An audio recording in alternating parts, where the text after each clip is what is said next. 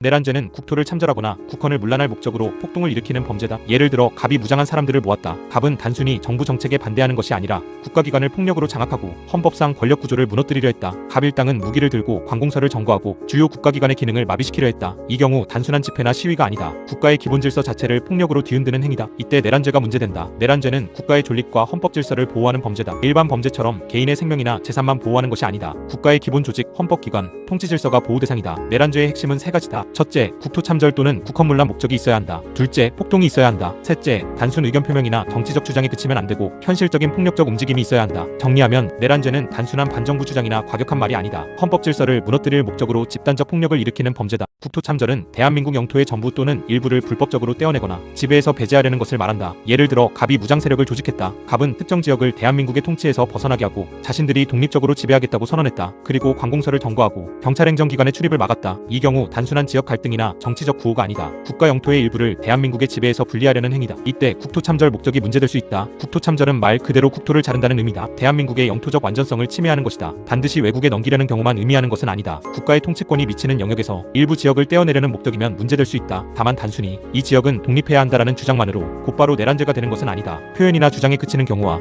폭동을 통해 현실적으로 국토를 참전하려는 경우를 구별해야 한다. 정리하면 국토 참전은 대한민국 영토의 전부 또는 일부를 국가의 통치에서 불법적으로 분리하려는 목적이다. 내란죄에서는 이 목적이 폭동과 결합되어야 한다. 국헌문란은 헌법기관의 권능을 불법적으로 없애거나 헌법질서를 폭력으로 무너뜨리려는 것이다. 예를 들어 갑이 무장세력을 동원했다. 갑은 국회와 정부 청사를 점거하고 대통령과 국회의 권한 행사를 막으려 했다. 또 기존 헌법질서를 무시하고 자신들이 새로운 통치기구를 세우겠다고 했다. 이 경우 갑의 목적은 단순한 정치적 비판이 아니다. 헌법상 국가기관의 권능을 폭력으로 무력화하려는 것이다. 이때 국헌문란 목적이 문제된다. 국헌문란은 헌법을 어지럽힌다는 뜻이다. 구체적으로는 헌법기관을 강제로 전복하거나 그 권능 행사를 불가능하게 하거나 헌법상 권력구조를 불법적으로 바꾸려는 경우를 말한다. 국회, 정부, 법원, 헌법재판소, 선거제도 같은 헌법질서가 문제될 수 있다. 다만 정부 비판, 대통령 퇴진 요구, 법률 개정 요구 자체는 민주사회에서 허용되는 정치적 표현이다. 이것만으로 국헌문란이 되는 것은 아니다. 정리하면 국헌문란은 헌법기관과 헌법질서를 폭력적 불법적으로 무너뜨리려는 목적이다. 정치적 반대와 내란 목적은 반드시 구별해야 한다. 내란죄의 폭동은 다수인이 결합하여 한 지방의 평온을 해할 정도의 폭행 협박을 하는 것을 말한다. 예를 들어 갑이 수백 명을 모아 무기를 들고 주요 관공서를 점거했다. 이들은 경찰의 진입을 막고 행정기관의 업무를 중단시켰다. 주민들은 불안에 떨었고 그 지역의 공공질서가 사실상 마비되었다. 이 경우 단순한 소란이 아니라 내란죄에서 말하는 폭동이 문제될 수 있다. 폭동은 개인 한 명의 폭행과 다르다. 다수인이 결합해야 한다. 그리고 그 폭행 협박의 정도가 한 지방의 평온을 해할 정도여야 한다. 여기서 한 지방은 반드시 넓은 행정구역 전체일 필요는 없지만 사회적 평온을 해칠 정도의 지역적 범위와 규모가 필요하다. 단순한 몸싸움, 일시적 충돌, 소규모 난동만으로 바로 내란죄의 폭동이라고 보기는 어렵다. 내란죄는 국가질서를 침해하는 중대한 범죄이기 때문에 폭동 요건도 엄격하게 보아야 한다. 정리하면 내란죄의 폭동은 다수인이 결합한 폭행 협박이 지역의 평온을 중대하게 해치는 수준이어야 한다. 단순 시위나 소란과 구별하는 것이 핵심이다. 내란죄는 정치적 주장 자체가 아니라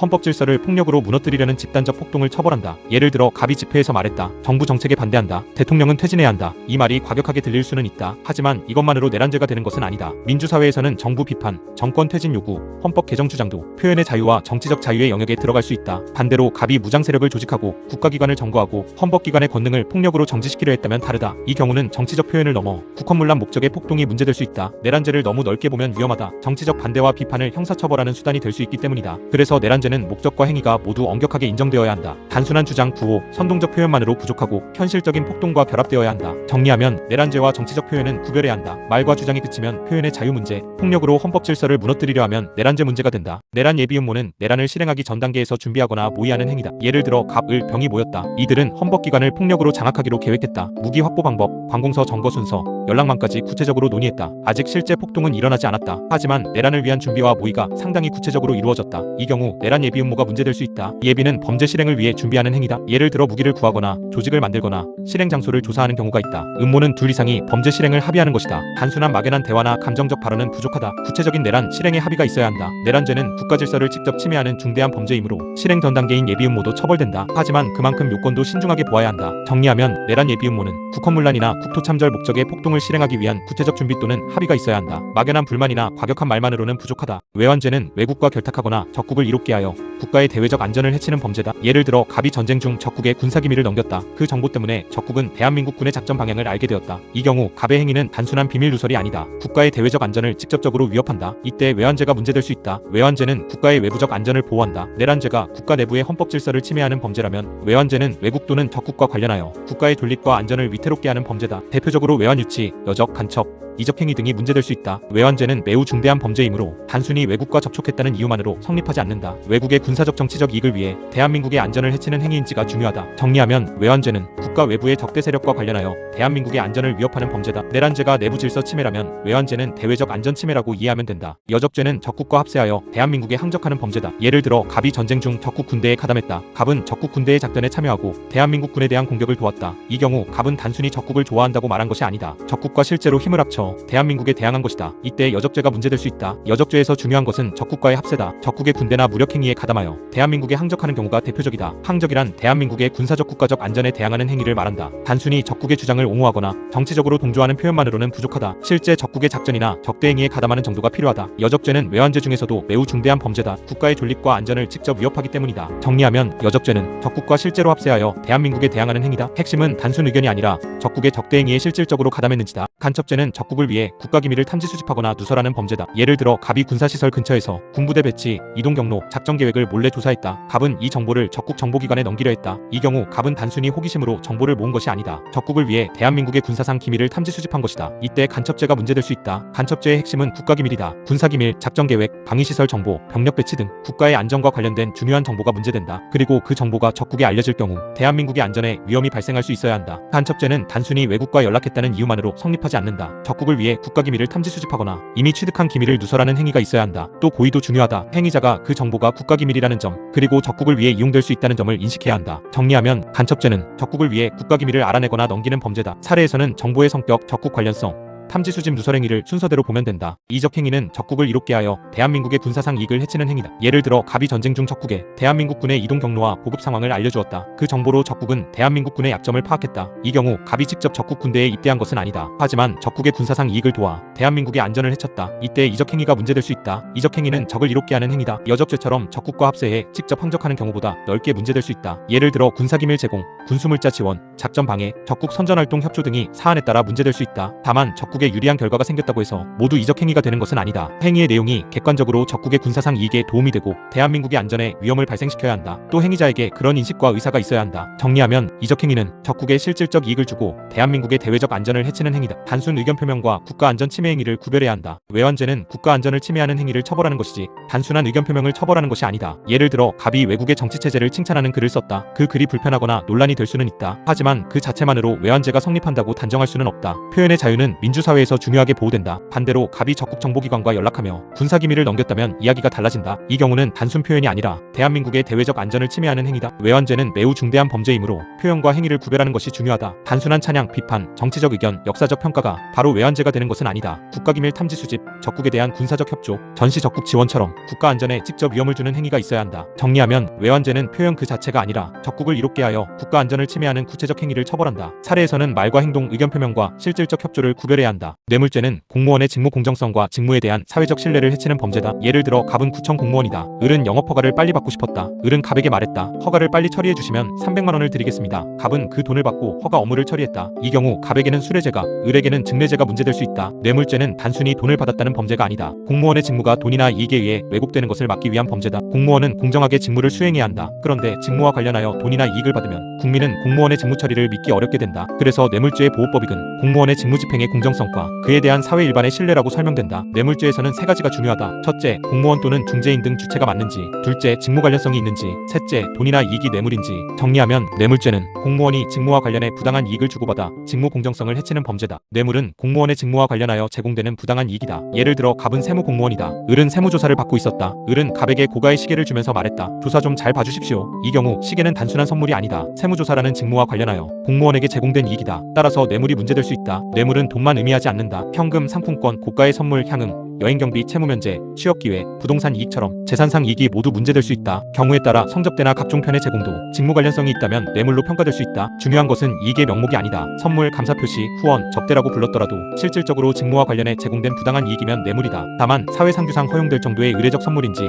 직무와 관련된 대가성 있는 이익인지 구별해야 한다. 정리하면 뇌물은 직무와 관련하여 공무원에게 제공되는 재산상 또는 비재산상 부당한 이익이다. 사례에서는 이익의 종류보다 직무 관련성과 부당성을 중심으로 봐야 한다. 뇌물죄에서 직무 관련성은 받은 이익이 공무원의 직무와 관련되어 있어야 한다는 요건이다. 예를 들어 갑은 건축허가 담당 공무원이다. 을은 건축허가를 신청한 사람이다. 을이 갑에게 고가의 상품권을 주면서 허가를 잘 부탁드립니다 라고 말했다. 이 경우 상품권은 갑의 직무와 관련되어 있다. 따라서 뇌물죄가 문제된다. 직무 관련성은 뇌물죄의 핵심이다. 공무원이 돈을 받았다고 해서 언제나 뇌물죄가 되는 것은 아니다. 그 이익이 공무원의 직무와 관련되어 있어야 한다. 여기서 직무는 현재 담당하는 구체적 업무만 의미하지 않는다. 법령상 권한, 사실상 영향력, 장래 담당 가능성, 소속기관 내 업무 관련성까지 문제될 수 있다. 예를 들어 직접 결재권자가 아니더라도 해당 업무에 영향력을 행사할 수 있는 지위라면 직무 관련성이 인정될 수 있다. 반대로 공무원의 직무와 전혀 무관한 사적인 금전거래라면 뇌물죄 성립은 어려울 수 있다. 정리하면 직무 관련성은 공무원의 직무나 그 영향력과 이익 제공 사이에 관련이 있는지를 보는 요건이다. 뇌물죄 사례에서는 반드시 먼저 검토해야 한다. 뇌물죄에서 대가관계는 이익이 직무행위에 대한 보답이나 청탁의 의미를 가지는지를 보는 요소다. 예를 들어 갑은 경찰 공무원이다. 을은 갑에게 수사를 받고 있었다. 을은 갑에게 돈을 주면서 말했다. 수사를 좀 약하게 해주십시오. 이 경우 돈은 갑의 직무행위에 대한 대가로 제공된 것이다. 따라서 뇌물죄가 문제될 수 있다. 대가관계는 꼭 명시적인 약속이 있어야만 인정되는 것은 아니다. 이 돈을 받으면 반드시 이렇게 해주겠다라는 말이 없어도 전체 사정상 직무와 관련된 대가성이 인정될 수 있다. 예를 들어 청탁 내용, 돈을 준 시기, 금액의 크기, 당사자 관계, 직무 처리 전후 사정 등을 종합한다. 다만 뇌물죄에서 대가관계를 너무 좁게 보면 공무원이 직무와 관련해 부당한 이익을 받아도 처벌이 어려워진다. 반대로 너무 넓게 보면 단순한 사적 친분이나 의례적 선물까지 모두 뇌물이 될 수 있다. 그래서 구체적 사정을 종합해 판단해야 한다. 정리하면 대가관계는 직무와 이익 사이에 보답 청탁 기대의 관계가 있는지를 보는 것이다. 사례에서는 직무 금품, 시기, 청탁 내용을 함께 써야 한다. 수뢰죄는 공무원이 직무와 관련하여 뇌물을 받거나 요구하거나 약속한 경우 성립한다. 예를 들어 갑은 세무 공무원이다. 을은 세무조사 대상자다. 갑은 을에게 말했다. 300만 원을 주면 세무조사를 유리하게 처리해주겠다. 을은 갑에게 돈을 건넸다. 이 경우 갑에게는 수뢰죄가 문제된다. 수뢰죄의 행위는 크게 세 가지다. 첫째, 뇌물을 받는 것. 둘째, 뇌물을 요구하는 것. 셋째, 뇌물을 받기로 약속하는 것. 실제로 돈을 받지 않았더라도 요구하거나 약속한 단계에서 수뢰죄가 문제될 수 있다. 물론 그 이익이 직무와 관련된 뇌물이어야 한다. 공무원이 사적인 이유로 돈을 빌린 경우와 직무 처리와 관련해 돈을 받은 경우는 구별해야 한다. 수뢰죄에서 공무원이 실제로 부정한 처분을 했는지는 항상 필수는 아니다. 직무와 관련해 뇌물을 받는 것 자체가 직무의 공정성과 신뢰를 해치기 때문이다. 정리하면 수뢰죄는 공무원이 직무와 관련해 뇌물을 수수요구 약속하는 범죄다. 사례에서는 공무원성, 직무 관련성, 뇌물성, 수수요구 약속을 순서대로 검토하면 된다. 사전 수뢰죄는 공무원이 될 사람이 장래 담당할 직무와 관련해 미리 뇌물을 받는 경우다. 예를 들어 갑은 곧 구청 공무원으로 임용될 예정이었다. 을은 갑에게 말했다. 나중에 허가 업무 맡게 되면 우리 회사 일 좀 잘 봐줘. 그리고 을은 갑에게 500만 원을 주었다. 갑은 아직 정식 공무원이 되기 전이었다. 그렇다면 뇌물죄가 전혀 문제되지 않을까? 그렇게 단정하면 안 된다. 형법은 일정한 경우 사전 수뢰죄를 인정한다. 공무원이 될 사람이 장래 담당할 직무와 관련해 뇌물을 받거나 요구하거나 약속하면 직무의 공정성에 대한 신뢰가 이미 침해될 수 있기 때문이다. 여기서 중요한 것은 단순히 언젠가 공무원이 되고 싶다 정도가 아니다. 공무원이 될 지위가 구체적으로 예정되어 있어야 한다. 또 받은 이익이 장래 직무와 관련되어야 한다. 정리하면 사전 수뢰죄는 아직 공무원이 아니더라도 공무원이 될 예정인 사람이 장래 직무와 관련해 뇌물을 받은 경우 문제된다. 핵심은 공무원 예정성, 장래 직무 관련성, 뇌물 수수다. 제3자 뇌물 제공죄는 공무원이 직무와 관련한 부정한 청탁을 받고 제3자에게 뇌물을 주게 한 경우다. 예를 들어 갑은 구청 공무원이다. 을은 인허가를 받고 싶었다. 을은 갑에게 말했다. 허가를 잘 처리해 주시면 갑님이 말씀하신 단체에 후원금을 내겠습니다. 갑은 이를 승낙하고 을은 갑이 지정한 병 단체에 돈을 보냈다. 이 경우 갑이 직접 돈을 받은 것은 아니다. 하지만 갑이 직무와 관련하여 부정한 청탁을 받고 제3자에게 이익을 제공하게 했다면 제3자 뇌물 제공죄가 문제될 수 있다. 일반 수뢰죄는 공무원 자신이 뇌물을 받는 구조다. 반면 제3자 뇌물 제공죄는 공무원이 직접 받지 않고 다른 사람이나 단체가 이익을 받는 구조다. 여기서 핵심은 부정한 청탁이다. 단순히 공익단체에 기부하게 했다고 해서 항상 제3자 뇌물 제공죄가 되는 것은 아니다. 직무 처리와 관련해 부정한 청탁이 있고 그 대가로 제3자에게 이익이 제공되어야 한다. 정리하면 제3자 뇌물 제공죄는 공무원이 직접 받지 않아도 직무 관련 부정 청탁의 대가로 제3자에게 이익을 주게 하면 성립할 수 있는 범죄다. 수뢰 후 부정처사죄는 공무원이 뇌물을 받은 뒤 실제로 부정한 직무행위를 한 경우다. 예를 들어 갑은 경찰 공무원이다. 을은 수사를 받고 있었다. 을은 갑에게 300만 원을 주면서 말했다. 수사 기록을 유리하게 처리해주세요. 갑은 돈을 받은 뒤 실제로 수사 기록 일부를 누락하거나 을에게 유리한 방향으로 처리했다. 이 경우 갑에게는 단순 수뢰죄를 넘어 수뢰 후 부정처사죄가 문제될 수 있다. 일반 수뢰죄는 직무와 관련해 뇌물을 받으면 성립할 수 있다. 실제로 부정한 처리를 하지 않았더라도 직무 공정성에 대한 신뢰가 침해되기 때문이다. 하지만 뇌물을 받은 뒤 현실적으로 부정한 직무행위까지 하면 불법성이 더 커진다. 그래서 수뢰 후 부정처사죄가 별도로 문제된다. 여기서 부정처사는 직무상 의무에 위반되는 행위다. 위법한 허가, 부당한 단속 무마, 수사 축소, 검사 누락, 특정인에게 유리한 행정처분 등이 문제될 수 있다. 정리하면 수뢰 후 부정처사죄는 뇌물 수수 실제 부정한 직무 처리가 결합된 범죄다. 단순히 돈을 받은 단계와 실제로 부정행위를 한 단계를 구별해야 한다. 사후 수뢰죄는 공무원이 직무상 부정행위를 한 뒤 그 대가로 뇌물을 받는 경우다. 예를 들어 갑은 세무 공무원이다. 갑은 을의 세무조사를 일부러 느슨하게 처리했다. 그 당시 을은 돈을 바로 주지는 않았다. 하지만 일이 끝난 뒤 을은 갑에게 말했다. 지난번에 잘 봐주셔서 감사합니다. 그리고 갑에게 500만 원을 주었다. 이 경우 갑에게는 사후 수뢰죄가 문제될 수 있다. 뇌물죄는 보통 직무행위 전이나 중간에 돈을 받는 경우를 떠올린다. 하지만 직무상 부정행위를 먼저 하고 그 뒤 대가로 금품을 받는 경우도 직무 공정성에 대한 신뢰를 해친다. 그래서 사후 수뢰죄가 문제된다. 여기서 중요한 것은 과거의 직무행위가 부정한 행위였는지 그리고 받은 이익이 그 부정행위에 대한 대가인지다. 단순한 감사 인사인지 부정처사에 대한 대가인지 구별해야 한다. 정리하면 사후수뢰죄는 부정한 직무행위를 먼저 하고 나중에 그 대가로 뇌물을 받은 경우다. 시간 순서가 부정처사 뇌물수수라는 점을 기억하면 된다. 알선수뢰죄는 공무원이 다른 공무원의 직무에 관해 알선한다는 명목으로 뇌물을 받는 경우다. 예를 들어 갑은 구청 공무원이다. 을은 건축허가를 받고 싶었지만 갑은 직접 그 허가 담당자는 아니었다. 그런데 갑은 을에게 말했다. 내가 담당 공무원 병에게 말해줄 수 있다. 돈을 주면 잘 알선해주겠다. 을은 갑에게 돈을 주었다. 이 경우 갑은 직접 허가권자는 아니지만 다른 공무원의 직무에 관해 알선한다는 명목으로 돈을 받은 것이다. 따라서 알선수뢰죄가 문제될 수 있다. 알선수뢰죄는 직접 직무 관련 수뢰와 다르다. 일반 수뢰죄는 자신의 직무와 관련해 뇌물을 받는 경우다. 알선수뢰죄는 다른 공무원의 직무에 영향을 미치거나 연결해주는 대가로 뇌물을 받는 경우다. 여기서도 단순한 소개와 구별해야 한다. 공무원의 지위나 영향력을 이용해 다른 공무원의 직무 처리에 관여하겠다는 취지가 있어야 한다. 정리하면 알선수뢰죄는 공무원이 자신의 직무가 아니라 다른 공무원의 직무에 관해 알선한다는 대가로 이익을 받는 범죄다. 직접 담당자가 아니어도 뇌물죄가 문제될 수 있다는 점이 핵심이다. 증례죄는 공무원에게 직무와 관련하여 뇌물을 주거나 약속하거나 제공 의사를 표시하는 범죄다. 예를 들어 을은 구청에서 영업허가를 받고 싶었다. 을은 담당 공무원 갑에게 말했다. 허가를 빨리 내주시면 300만 원을 드리겠습니다. 그리고 실제로 갑에게 돈을 건넸다. 이 경우 갑에게는 수뢰죄가 문제되고 을에게는 증례죄가 문제된다. 증례죄는 뇌물을 받는 공무원만 처벌하는 것이 아니라 뇌물을 주는 사람도 처벌하는 구조다. 공무원의 직무 공정성을 해치는 것은 받는 사람만이 아니라 주는 사람의 행위도 마찬가지이기 때문이다. 증례죄의 행위는 뇌물을 제공하는 것뿐만 아니라 제공하겠다고 약속하거나 의사표시를 하는 것도 포함될 수 있다. 실제로 공무원이 돈을 받았는지와 별개로 뇌물 제공 행위 자체가 문제될 수 있다. 정리하면 증례죄는 공무원의 직무와 관련해 뇌물을 주는 쪽의 범죄다. 수뢰죄는 받는 공무원, 증례죄는 주는 사람이라고 정리하면 된다. 뇌물죄는 형법상 직무 관련 뇌물을 처벌하고 청탁금지법은 공직자 등에 대한 금품 수수와 부정 청탁을 더 넓게 규율한다. 예를 들어 을이 담당 공무원 갑에게 인허가를 잘 처리해달라며 500만 원을 주었다. 이 경우 형법상 뇌물죄가 강하게 문제된다. 직무 관련성과 대가성이 뚜렷하기 때문이다. 반면 청탁금지법은 형법상 뇌물죄보다 더 넓은 예방적 규율을 둔다. 공직자 등이 일정 금액을 초과하는 금품을 받거나 직무와 관련된 금품을 받는 경우를 제한하고 부정 청탁도 금지한다. 즉 뇌물죄는 형사법상 전통적인 부패범죄이고 청탁금지법은 공직사회 신뢰를 위해 금품 수수와 청탁을 사전에 넓게 막는 법이라고 볼 수 있다. 다만 사례형 형법 문제에서는 보통 형법상 뇌물죄 요건을 먼저 본다. 공무원인지 직무 관련성이 있는지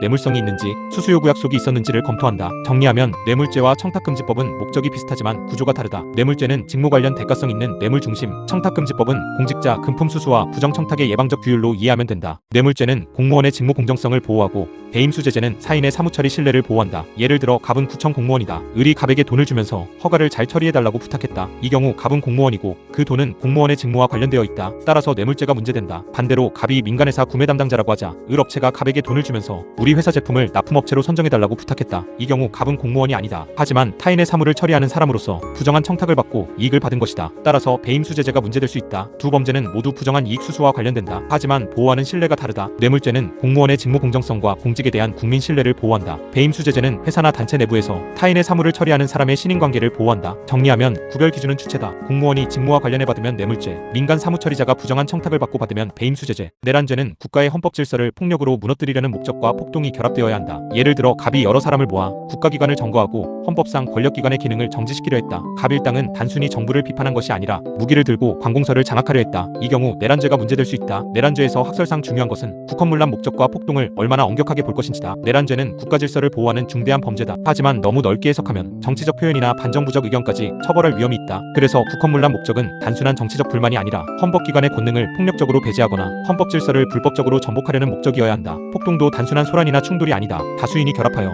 한 지방의 평온을 해할 정도의 폭행 협박이 있어야 한다. 판례도 내란죄를 판단할 때 행위자의 목적, 조직성, 폭력의 규모, 국가기관 기능 침해 정도를 종합한다. 정리하면 내란죄는 매우 엄격하게 보아야 한다. 국헌문란 또는 국토참절 목적 다수인의 폭동이 결합되어야 하고 단순한 정치적 주장과는 반드시 구별해야 한다. 내란죄의 폭동은 다수인이 결합한 폭행 협박이 지역의 평온을 해할 정도에 이르러야 한다. 예를 들어 갑 등 수백 명이 무기를 들고 경찰서와 관공서를 점거했다. 이들은 공무원의 출입을 막고 행정기관의 업무를 중단시켰으며 지역 주민들에게 강한 공포를 주었다. 이 경우 단순한 폭행 사건이 아니라 내란죄의 폭동 요건이 문제될 수 있다. 폭동은 개인적 폭행과 다르다. 다수인이 결합해야 하고 그 위력이 사회적 평온을 중대하게 해칠 정도여야 한다. 단순한 시비, 소규모 몸싸움, 일시적 도로 점거만으로는 내란죄의 폭동이라고 보기 어렵다. 폭동 요건은 내란죄의 처벌 범위를 제한하는 중요한 장치다. 왜냐하면 내란죄는 정치적 사건과 연결될 수 있고 그 적용 범위가 넓어지면 표현의 자유와 집회의 자유가 위축될 수 있기 때문이다. 판단할 때는 참가자 수, 조직성, 무기 사용 여부, 폭력의 정도, 점거 대상, 지역사회에 미친 영향, 국가기관 기능 마비 여부를 종합해야 한다. 정리하면 내란죄의 폭동은 단순한 난동이 아니다. 다수인의 집단적 폭행 협박이 한 지방의 평온을 해할 정도여야 한다. 외환죄는 적국 또는 외국 세력과 관련하여 대한민국의 대외적 안전을 해치는 범죄다. 예를 들어 갑이 전쟁 전쟁 중 적국 정보기관에 대한민국 군의 작전 계획을 넘겼다. 그 정보는 군사상 중요한 기밀이었고 적국의 군사행동에 실질적으로 도움이 될 수 있었다. 이 경우 갑에게는 외환죄, 특히 간첩죄나 이적행위가 문제될 수 있다. 외환죄의 보호법익은 국가의 대외적 안전이다. 내란죄가 내부 헌법 질서를 보호한다면 외환죄는 외부 적대 세력으로부터 국가의 안전을 보호한다. 학설상으로는 국가 안전 보호와 표현의 자유 사이의 경계가 문제된다. 외국의 정치체제를 칭찬하거나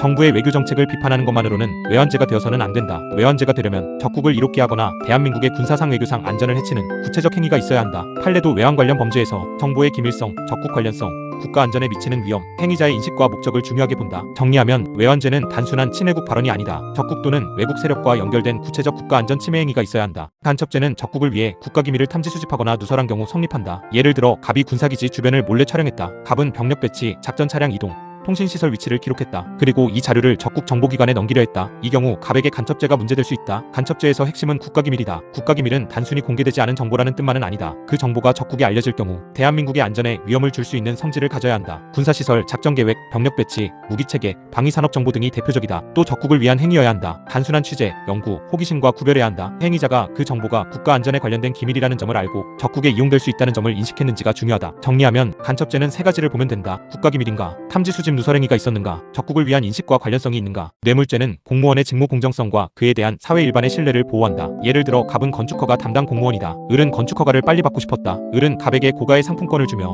허가를 잘 부탁드립니다 라고 말했다. 이 경우 갑에게는 수뢰죄가, 을에게는 증례죄가 문제될 수 있다. 뇌물죄에서 학설상 중요한 것은 직무 관련성과 대가관계를 어떻게 볼 것인지다. 뇌물죄는 공무원이 실제로 부정한 처분을 해야만 성립하는 범죄가 아니다. 직무와 관련하여 이익을 받는 것 자체가 공무원의 직무 공정성에 대한 신뢰를 해친다. 판례도 직무 관련성을 넓게 본다. 현재 담당하는 구체적 업무뿐만 아니라 법령상 권한, 사실상 영향력, 장래 담당 가능성, 소속 기관 내 관련 업무까지 종합적으로 본다. 대가관계도 명시적 청탁이 있어야만 인정되는 것은 아니다. 금품 제공 시기, 금액, 당사자 관계, 직무 내용, 청탁의 유무와 전체 사정을 통해 판단한다. 정리하면 뇌물죄의 핵심은 공무원의 직무와 이익 사이의 관련성이 있는지다. 실제 부정처사 여부보다 직무 공정성에 대한 신뢰 침해를 중심으로 보면 된다. 직무 관련성은 공무원의 직무나 그 영향력과 금품 제공 사이의 관련이 있는지를 말한다. 예를 들어 갑은 세무 공무원이다. 을은 세무조사를 받고 있었다. 을이 갑에게 돈을 주었다면 그 돈은 세무조사라는 갑의 직무와 직접 관련된다. 따라서 뇌물죄의 직무 관련성이 인정될 수 있다. 그런데 직무 관련성은 직접 담당 업무에만 한정되지 않는다. 공무원이 법령상 권한을 가지고 있거나 해당 업무에 사실상 영향력을 미칠 수 있거나 소속 부서나 기관 내에서 직무상 관련성을 가진 경우에도 문제될 수 있다. 예를 들어 갑이 직접 결재권자는 아니더라도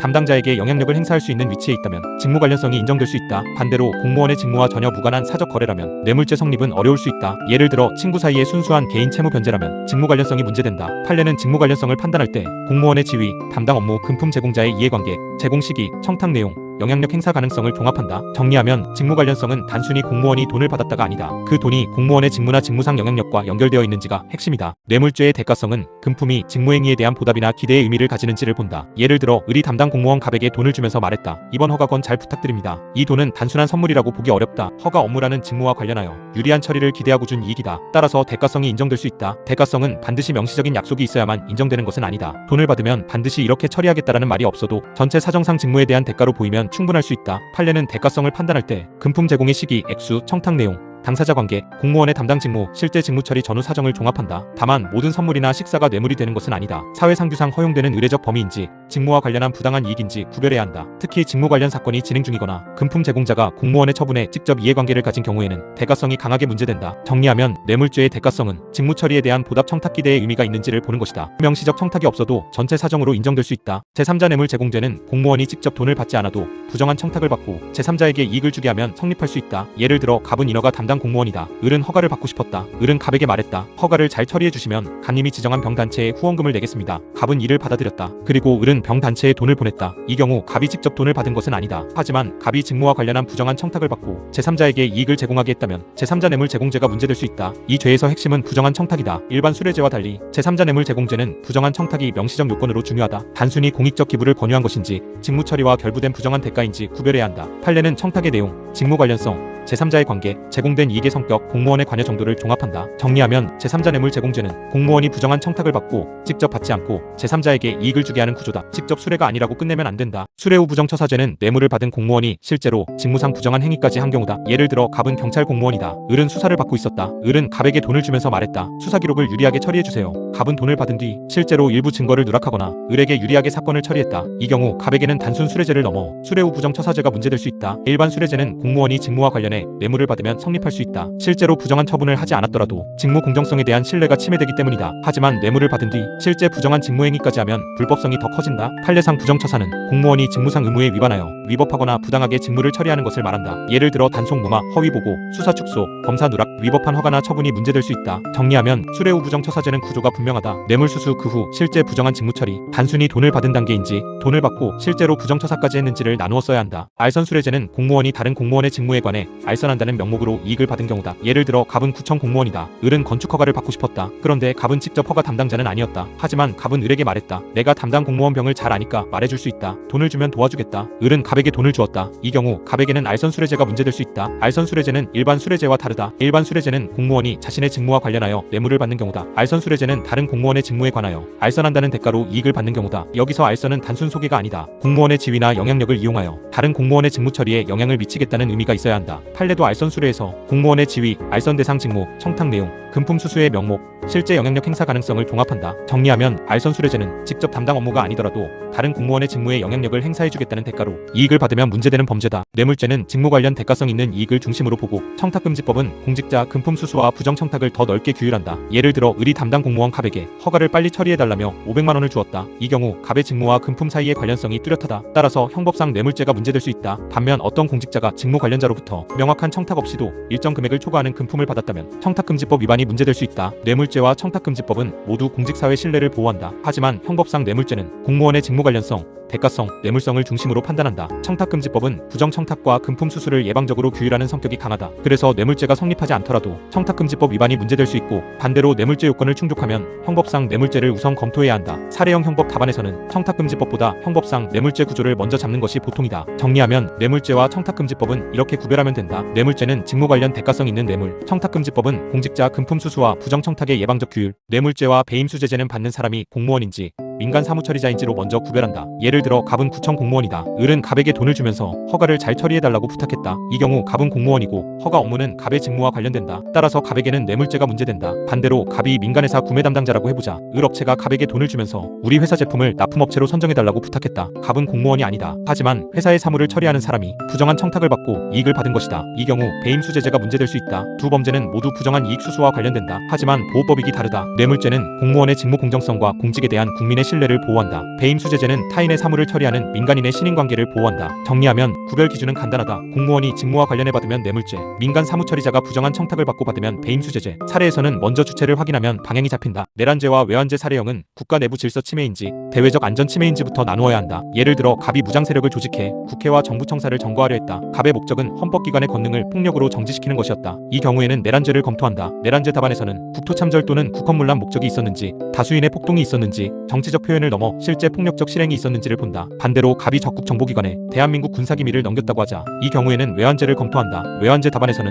적국 관련성, 국가기밀성, 국가안전에 대한 위험, 탐지 수집 누설 또는 이적행위가 있었는지를 본다. 두 범죄 모두 국가적 법익을 보호한다. 하지만 방향이 다르다. 내란죄는 내부에서 헌법 질서를 무너뜨리는 범죄다. 외환죄는 외부 적대 세력과 관련하여 국가 안전을 해치는 범죄다. 정리하면 사례형에서는 이렇게 나누면 된다. 국가기관을 폭력으로 장악하려 하면 내란죄, 적국을 이롭게 하거나 국가기밀을 넘기면 외환죄. 뇌물죄 사례형은 공무원성, 직무 관련성, 뇌물성, 수수요구 약속을 순서대로 쓰면 된다. 예를 들어 갑은 건축허가 담당 공무원이다. 을은 건축허가를 빨리 받고 싶었다. 을은 갑에게 고가의 상품권을 주며 말했다. 허가를 잘 부탁드립니다. 이 경우 먼저 갑이 공무원인지 확인한다. 갑은 건축허가 담당 공무원이므로 뇌물죄의 주체가 될 수 있다. 다음은 직무 관련성이다. 건축허가 업무와 을의 금품 제공은 직접 관련되어 있다. 그 다음 뇌물성을 본다. 상품권은 재산상 이익이고 직무 처리에 대한 부탁과 연결되어 있으므로 뇌물성이 문제된다. 마지막으로 행위태양을 본다. 갑이 실제로 상품권을 받았다면 수수다. 받기로 약속했다면 약속, 달라고 했다면 요구가 된다. 또 을에게는 증례죄가 문제될 수 있다. 정리하면 뇌물죄 답안 구조는 이렇다. 공무원성, 직무 관련성, 뇌물성, 수수요구 약속, 증례죄 검토, 제3자에게 이익이 갔다면 제3자 뇌물 제공죄도 따로 본다. 이 단원 판례는 국가적 법익과 공직 신뢰라는 큰 보호법익을 놓치지 않는 것이 중요하다. 내란죄에서는 목적과 폭동이 핵심이다. 단순한 정부 비판이나 과격한 정치적 구호는 내란죄가 아니다. 국토참절 또는 국헌문란 목적이 있어야 하고 다수인이 결합한 폭행 협박이 한 지방의 평온을 해할 정도에 이르러야 한다. 외환죄에서는 대외적 안전이 핵심이다. 적국과의 관련성, 국가기밀성, 국가안전에 대한 위험, 적국을 이롭게 하는 구체적 행위가 있는지 본다. 단순한 의견 표명과 국가안전 침해 행위는 구별해야 한다. 뇌물죄에서는 공무원의 직무 공정성과 신뢰가 핵심이다. 공무원이 직무와 관련해 이익을 받으면 실제 부정처사를 하지 않았더라도 수뢰죄가 문제될 수 있다. 직무 관련성은 직접 담당 업무에만 한정되지 않고 직무상 영향력이나 관련 업무까지 종합해 판단된다. 정리하면 판례 포인트는 세 가지다. 내란죄는 국헌문란 목적과 폭동, 외환죄는 적국 관련 국가안전 침해, 뇌물죄는 직무 관련성과 공직 신뢰 침해. 내란죄는 내부 헌법 질서, 외환죄는 대외적 안전, 뇌물죄는 공무원의 직무 공정성을 보호한다. 첫째, 내란죄다. 내란죄는 국토 참절 또는 국헌문란 목적으로 폭동을 일으키는 범죄다. 정치적 표현이나 정부 비판만으로는 부족하다. 헌법기관의 권능을 폭력으로 무너뜨리려는 목적과 다수인의 폭동이 결합되어야 한다. 둘째, 외환죄다. 외환죄는 적국 또는 외국 세력과 관련해 대한민국의 대외적 안전을 해치는 범죄다. 간첩죄에서는 국가기밀을 탐지 수집 누설했는지, 이적 행위에서는 적국을 이롭게 했는지를 본다. 셋째, 뇌물죄다. 뇌물죄는 공무원이 직무와 관련하여 부당한 이익을 주고받는 범죄다. 수뢰죄는 받는 공무원의 범죄이고 증례죄는 주는 사람의 범죄다. 제3자에게 이익이 제공되면 제3자 뇌물 제공죄도 검토한다. 정리하면 이 단어는 이렇게 기억하면 된다. 국가 내부를 폭력으로 뒤흔들면 내란죄, 적국을 이롭게 하면 외환죄, 공무원 직무와 돈이 연결되면 뇌물죄.